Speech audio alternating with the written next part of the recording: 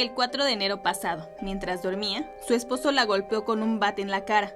La amenazó con matarla y la asfixió hasta que uno de sus hijos entró a la habitación y pudo rescatarla. Así se dio a conocer la historia de violencia que vivía Abril Pérez Sagaón, originaria de Monterrey, Nuevo León, a quien asesinaron de 2 balazos el pasado lunes.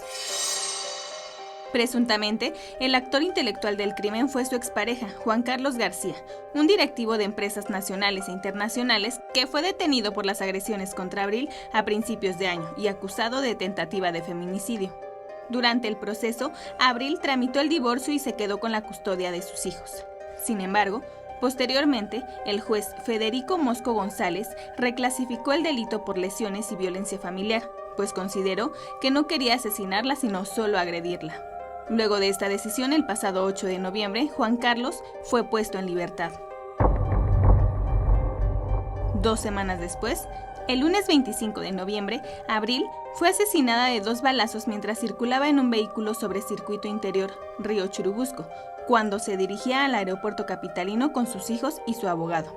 Poco antes había acudido a una audiencia familiar para pelear la custodia de sus hijos, pues García persistía en revocarla. El día de ayer, los familiares de Abril fueron recibidos por la procuradora capitalina Ernestina Godoy, quien se comprometió a capturar tanto al autor material como al intelectual del asesinato. Cintia Carranza, 21 Noticias.